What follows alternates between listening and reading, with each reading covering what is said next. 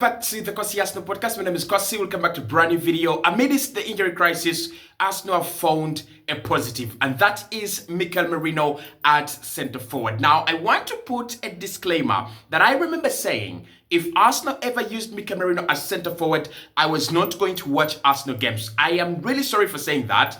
I think I would rather watch Arsenal with Merino up top than Edward Nketiah.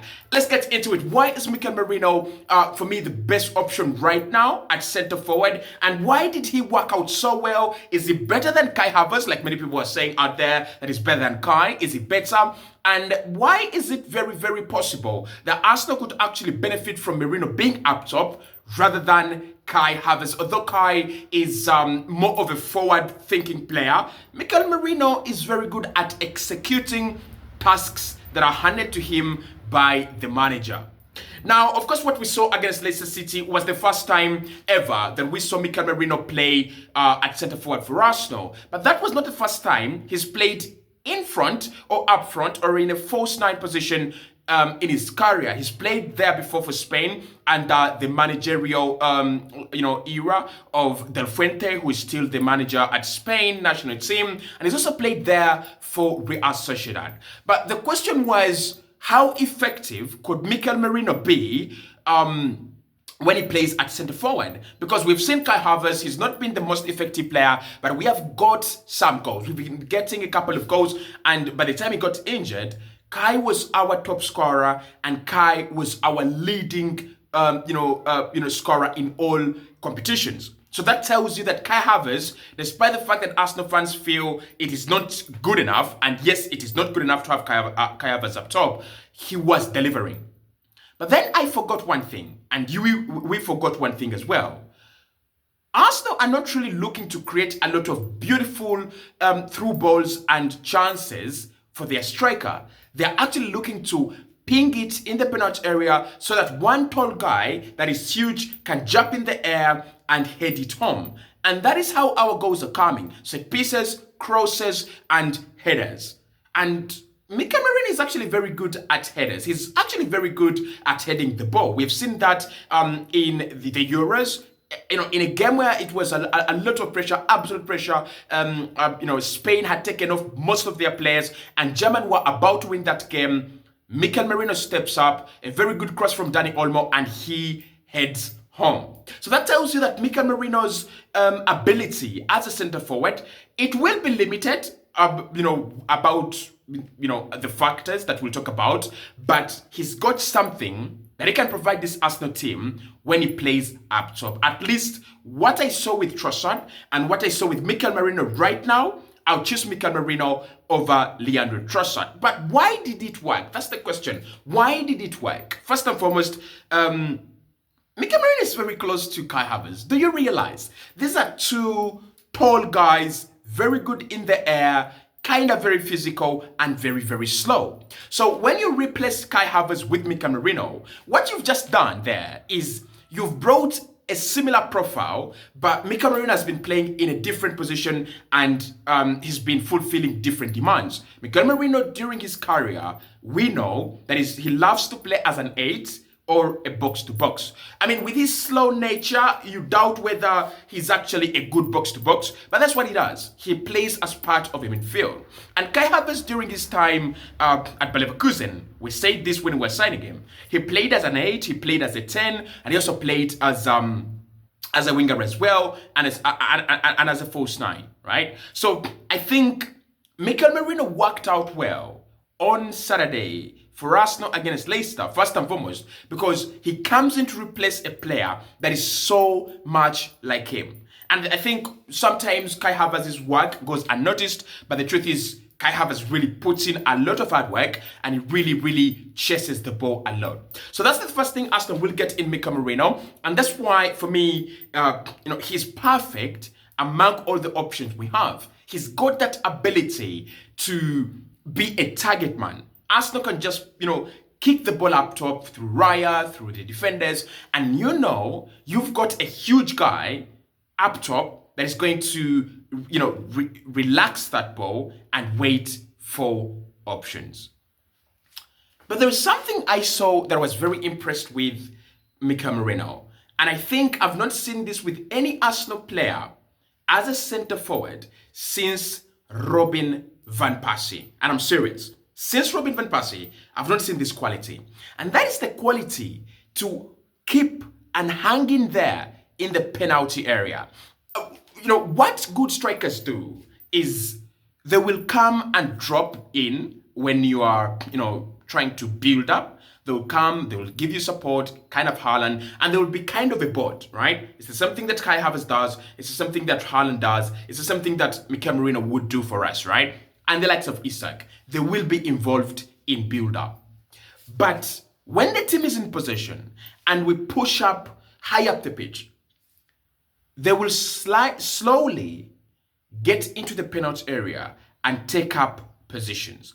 Now, this serves two purposes. One, obviously, if you're in the penalty area, you are in the danger zone. And that's where Mikel Merino's goals both come from.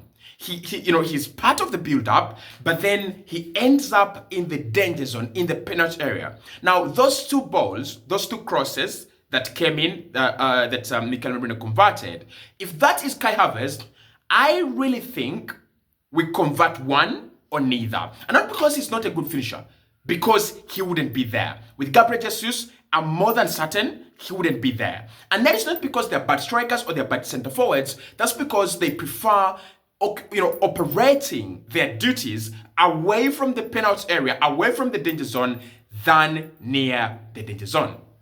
That is number one. Number two, and this is very, very important. I think being in the penalty area just allows you to go with a couple of centre backs, to go with a couple of defenders, and you leave room for other players to have shots on goal. I think Martin Odegaard will really, really benefit from having a good striker. And I've said this before, and I'm saying it again. Odegaard is going to be one of the best most beneficiaries when it comes to Arsenal getting a striker. One, it's going to unlock his creativity, and we already saw with Mikel Merino up top, we've seen the creativity. We've seen Leandro Trossard knowing at the back of his mind, someone is making that run. I'm gonna cross that ball in, and I'm hoping that someone is making that run. And I think most of the time strikers don't score goals because they're like, we were told to be here, but they score goals because their instincts say, we have to be here, and they are there. So I think that's what Mikel Merino did. He's there in that position at the right time, and boom, back of the net.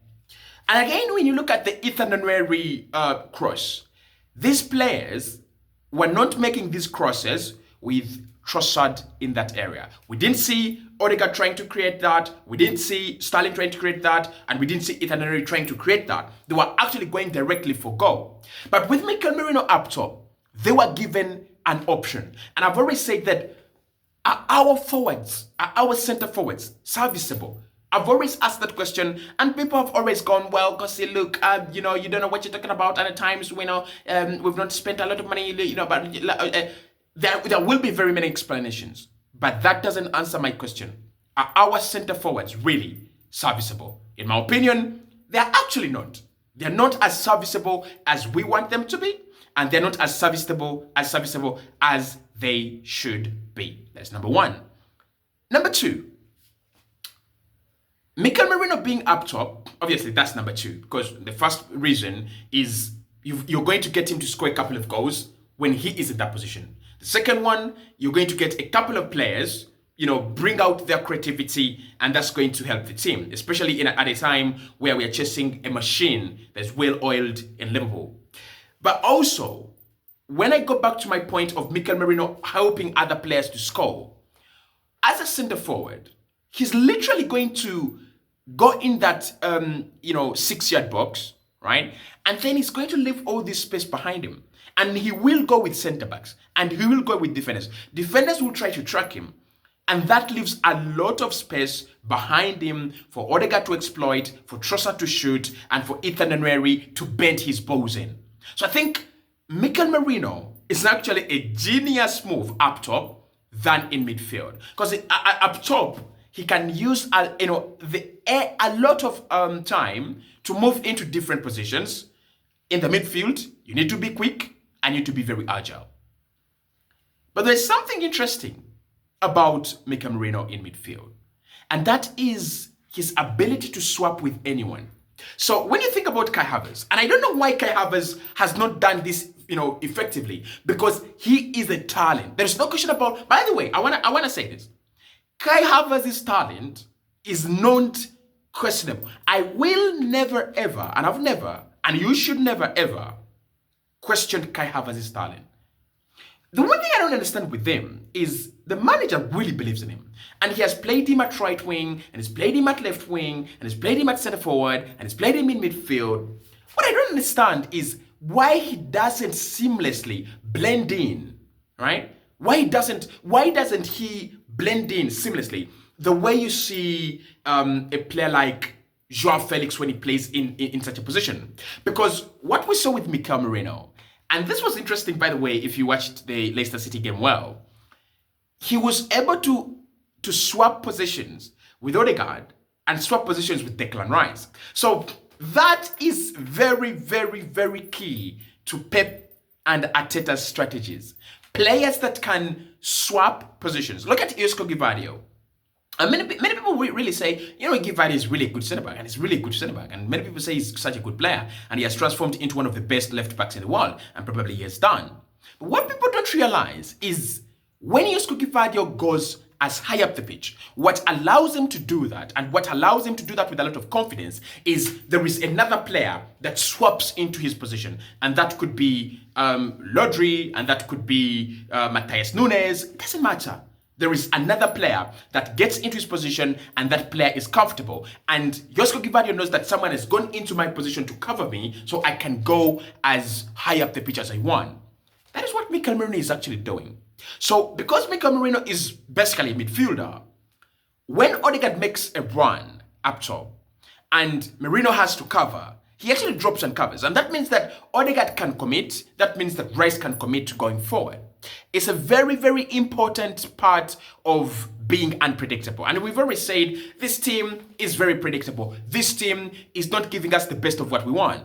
That's because if you don't want to be predictable, right? If you don't want to be predictable, you've got to have players that are comfortable with switching positions and switching roles. And I think that's what Merino brings to the team. I think we might have found the best use cases for Kai Havertz and Mikel Merino. The problem is that we have found them in the wrong positions. We signed them as midfielders, and now they are working well as strikers. Now, question. Should we go with Trossard up top in the next game, or should we go with Mikel Merino for 90 minutes? There is a vast difference between a player playing 10 minutes up top and then scoring twice, and then a player playing 90 minutes up top. This is the difference. The difference is that when you play 80 minutes or 90 minutes, there is a lot of time for defenders to adapt to you. There's a lot of time for defenders to match your energy. Like the game has just started, and therefore they can match your energy and they can adapt to your movement. That is what happened with Leandro Trossard, and that's why it didn't happen very well. What happens when a player is just brought on, and why some players are very effective when they come onto the game? You've studied the game, you've studied the defenders, and you've literally had a whole 80 or 70 minutes looking at how these defenders operate and how they behave and how they coordinate with each other and how they communicate. Now, the defenders don't have enough time to adapt to you, but let alone, they don't have enough energy to adapt to you. That is why we saw Mikel Merino scoring a press. But would I go with him in the next game up top? I would still keep him on the bench. I would still bring him on from the bench, but a little bit earlier on, probably 60 minutes. Give him 30 minutes, right? We can play with Leandro Trossard and maybe Nwaneri and maybe Sterling. I don't know, Sterling is really, really dead. But after that, then we can actually bring on Mikel Merino. I think it's exciting to see that we have a guy that can be this good, up top. But I wouldn't really start him. I don't think he's got that 90 minutes in him of vigorous running and heading the ball and doing this and that. I don't think it's there. I think he might be better off as a super sub, kind of Ole Gunnar Solskjaer for Manchester United. Do I remember one super sub for Arsenal apart from Leandro Trossard? One super sub that I knew if he came on Arsenal would change the game. Maybe during Arsene Wenger's days, Alex Oxlade-Chamberlain. Maybe he could be that guy that comes on and changes the game. But in the next video, let's talk about Raheem Sterling, because what the hell is going on with this guy?